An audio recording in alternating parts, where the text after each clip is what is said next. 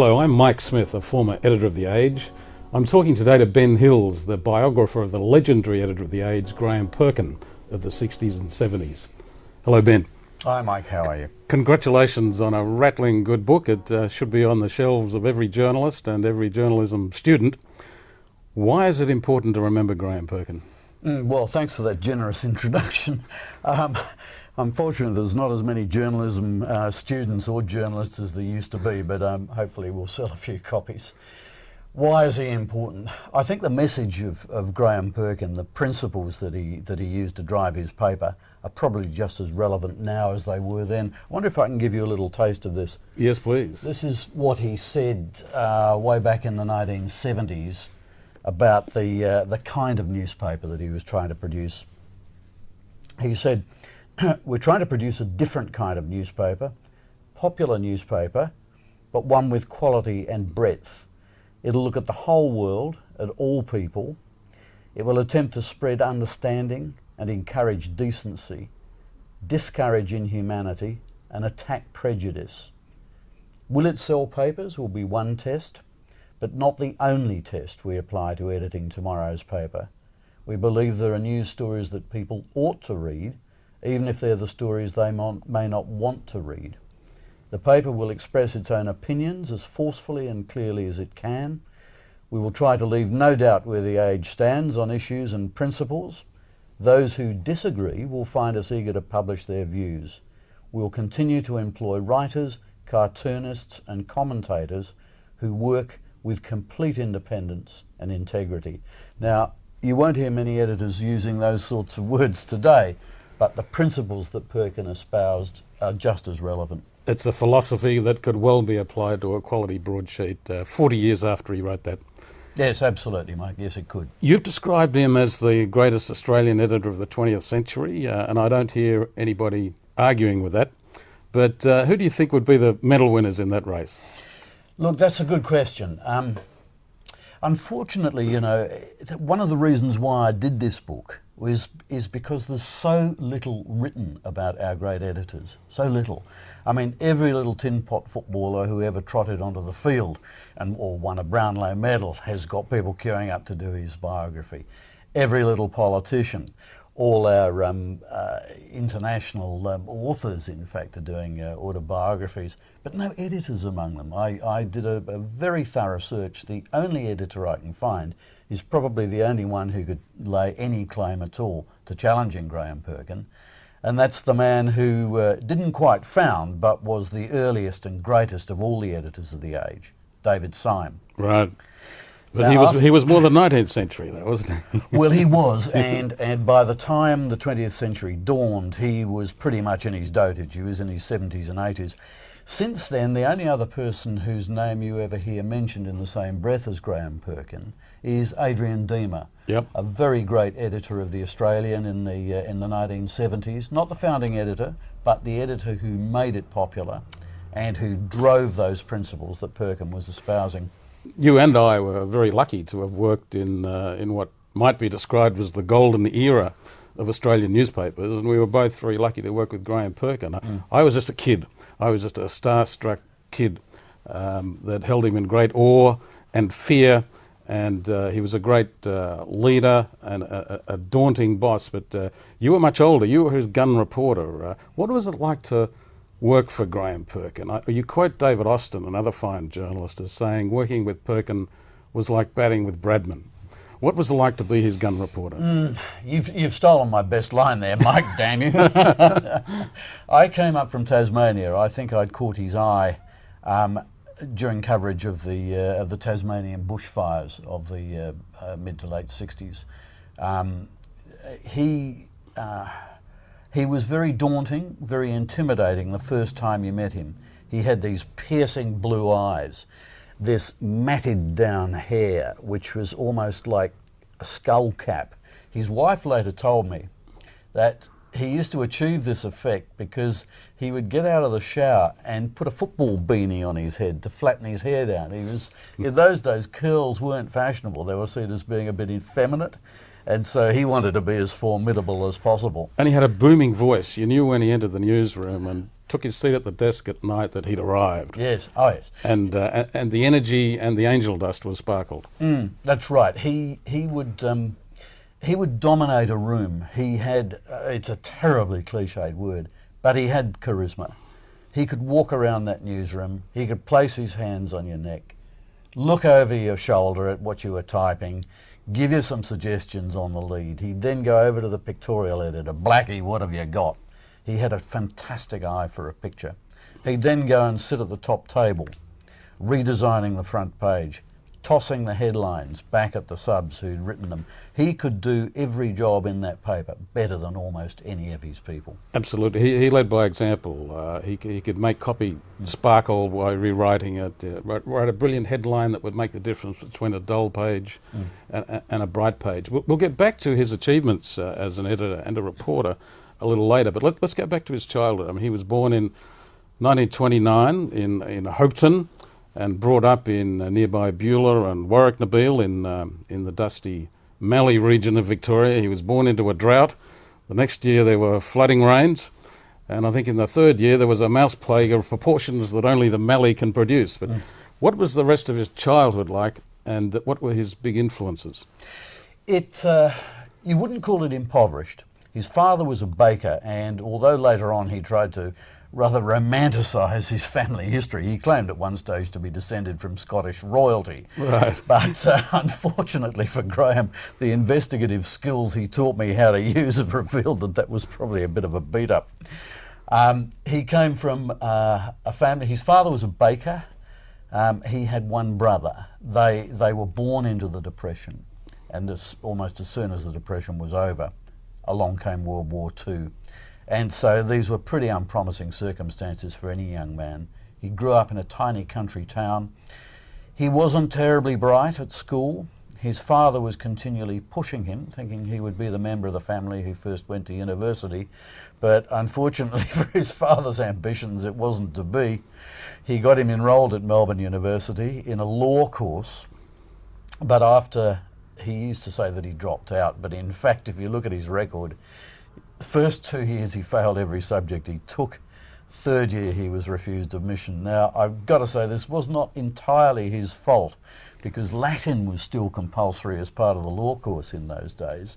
And you can imagine Latin in Warwick-Nabil High School. I mean, they don't exactly go around reciting Catullus's poetry or reenacting Caesar's Gallic Wars, you know. So the odds were stacked against him, and it did give him a bit of an attitude towards people with tertiary education that I noticed. Right, yeah. I mean, he did not have a stellar scholastic record, but I think it's clear from the people you talked to, he was intelligent and bright.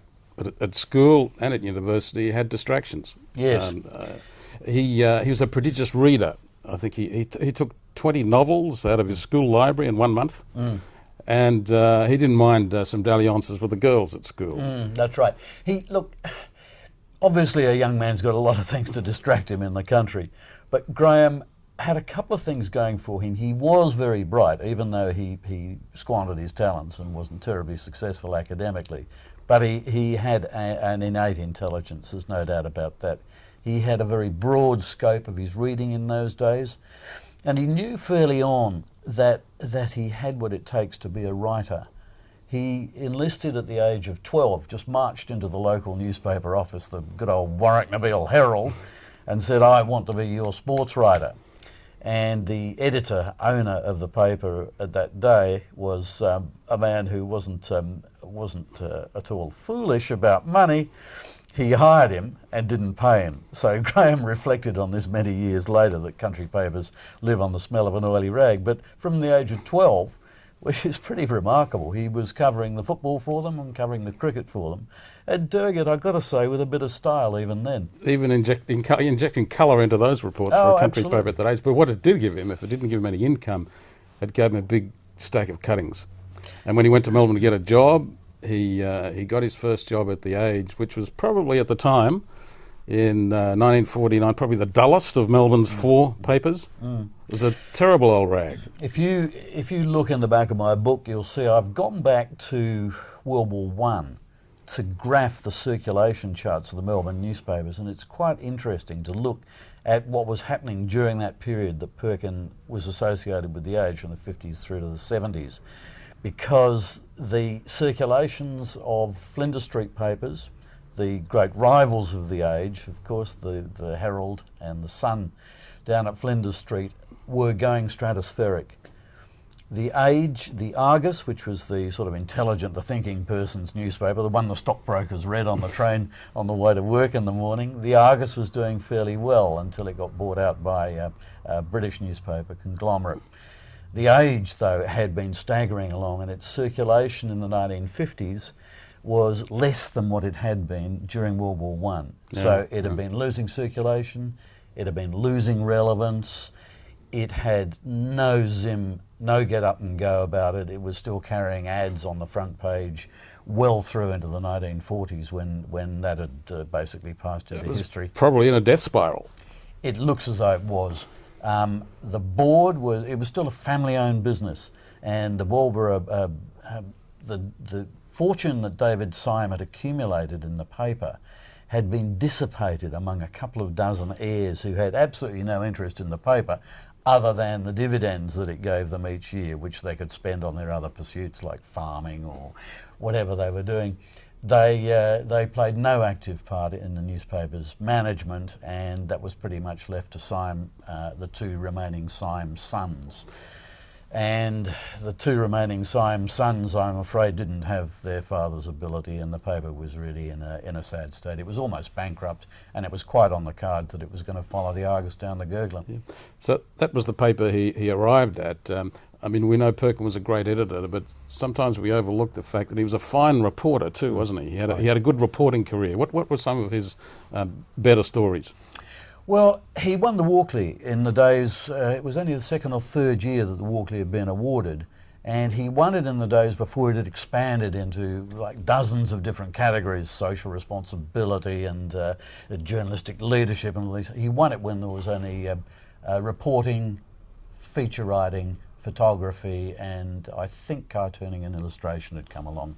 So he won a Walkley Award in the days when it was very hard to get, against hundreds of opponents. He won his Walkley for witnessing open heart surgery. Now, it sounds pretty humdrum nowadays because these operations are sort of regularly videotaped and so on. But in those days, he was the first person ever to go into an operating theatre to witness this brand new operation that had been brought to Melbourne.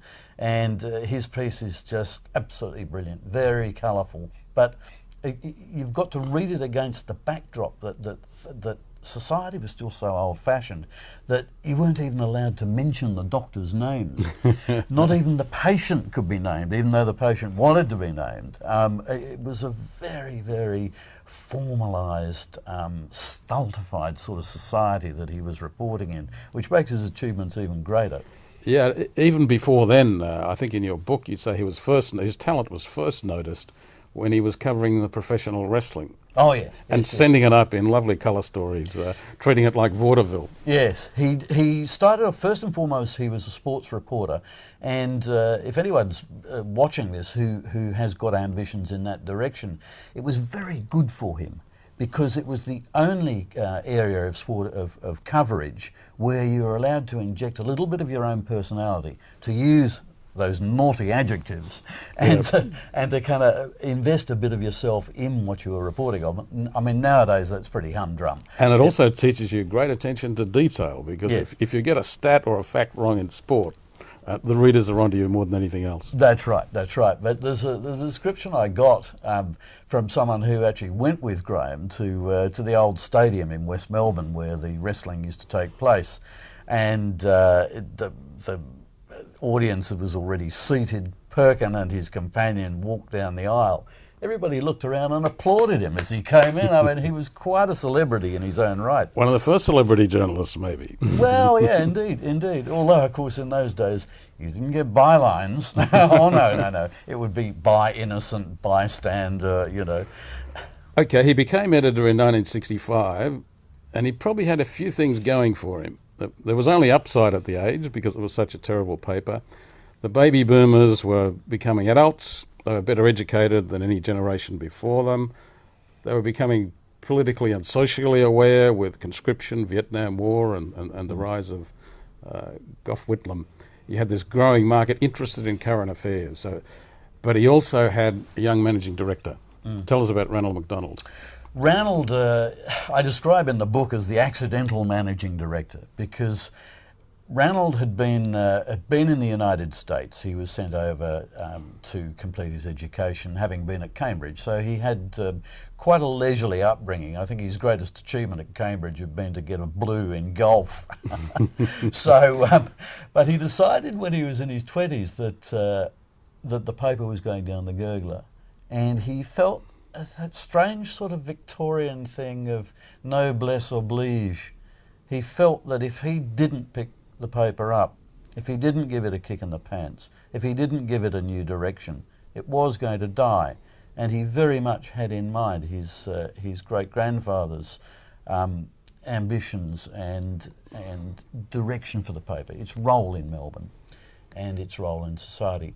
He came along, he approached his father, David Syme's son, his grandfather, I beg your pardon, David Syme's son, and said to him, well, young Ranald, we've got to find a role for you around the paper. What do you want to be?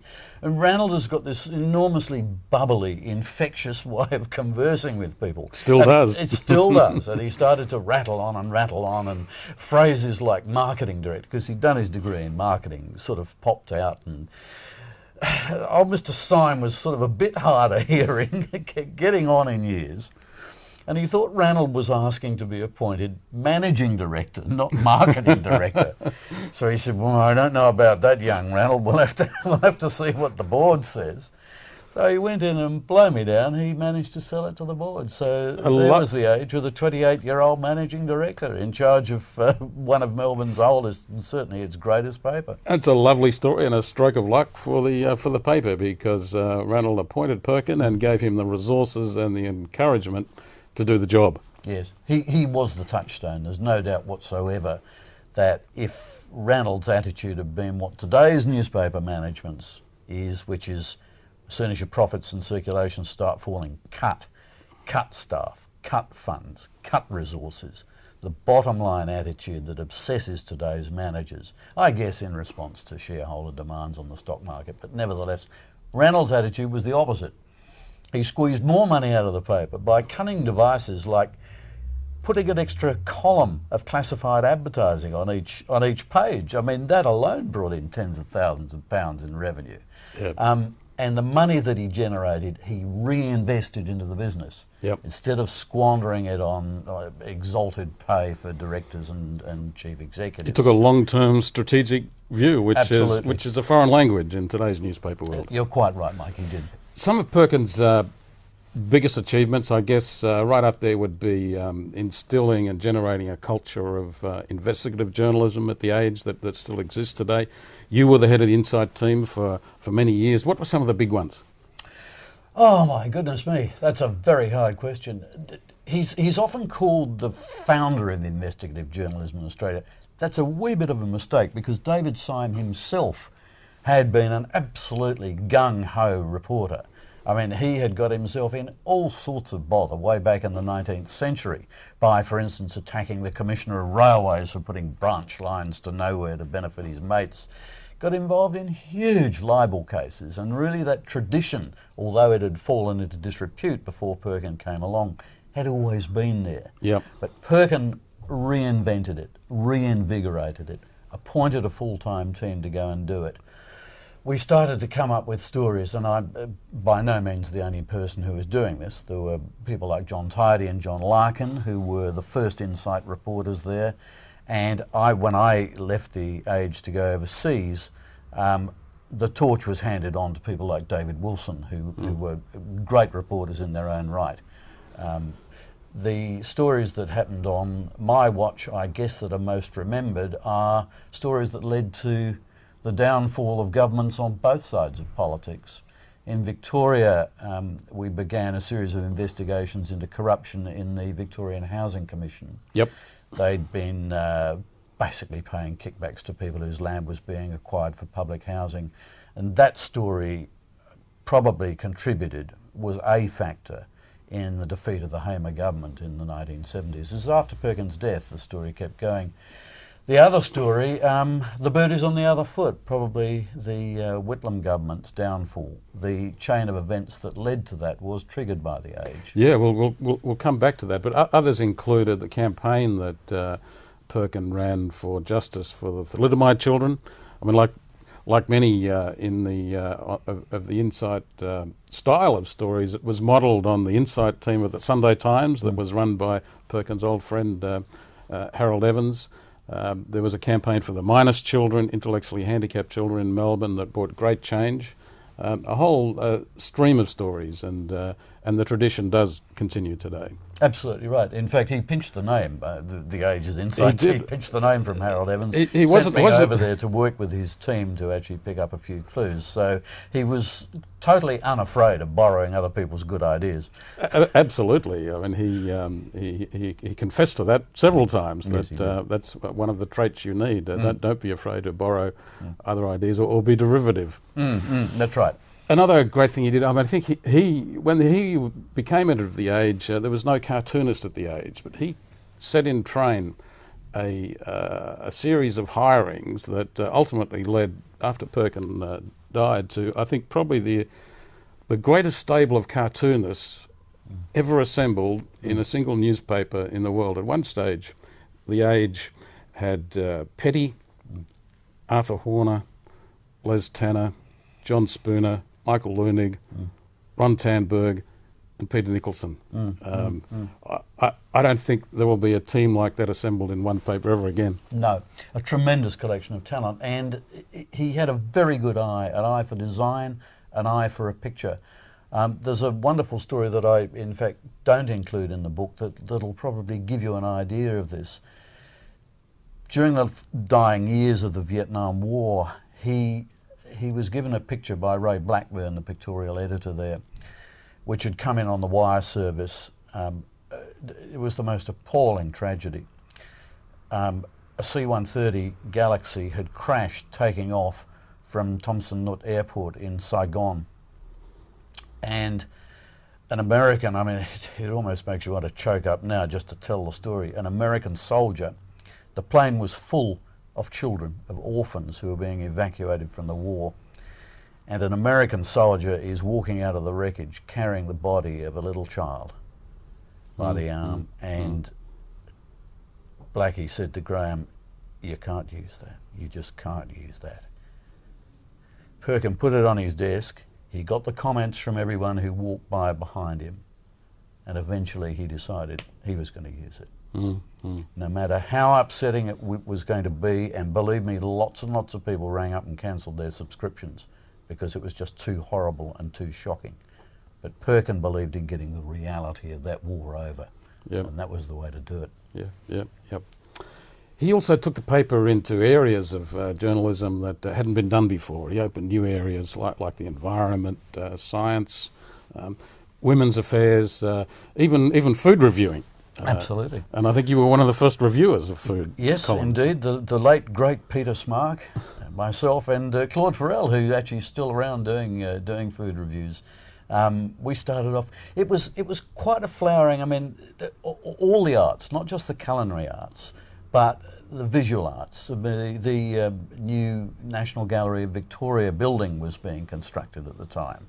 So along came Patrick McCackey to be our arts editor. I mean, he later had a stellar career as an art gallery director himself. The arts were flourishing. Architecture was flourishing. You know, the Great Australian Ugliness book had just been written, and we were re-examining our attitudes towards suburban architecture. The culinary arts, of course, but you had to step a little bit carefully in those days. Restaurants, the first of the great Melbourne chefs were coming along, people like Mietta O'Donnell, Tansy Good, Stephanie Alexander were all the great new coming names. But Perkin always insisted on personally vetting the food reviews. He was quite a fang man himself, so he wanted to know where the good restaurants were. But woe betide you if you came up with an opinion that didn't coincide with his. I remember once one of the food reviewers described the first Japanese restaurant, which was the Stonehouse in Melbourne. eating raw squid for the first time and describing it as like chewing on old condoms. Perkin looked at this in horror, struck it out, and he said, "I quite like squid sashimi, chap." There were some big stories in Perkin's time. The moon landing, there was Cyclone Tracy, Westgate Bridge disaster, but no story was bigger than the Loans Affair and the downfall of the Whitlam government. There's a bit of mythology about who did most to bring down that government. Yeah. Was it Perkin and the Age, or was it his old sparring partner John Fitzgerald at the Herald? I think there's a bit each way, isn't there? Tell us the story. Well, the short form is the Age started it, the Herald finished it.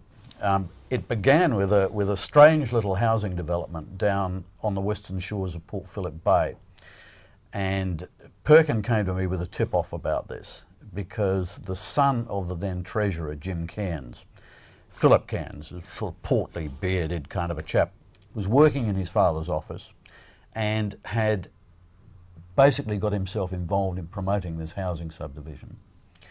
He was writing away to all sorts of shonky financiers to try and raise money, but using the imprimatur of his father's office. So there were letters going out on the letterhead of the Treasurer of Australia, thanks very much, seeking billions of dollars for this housing subdivision down on Port Phillip Bay.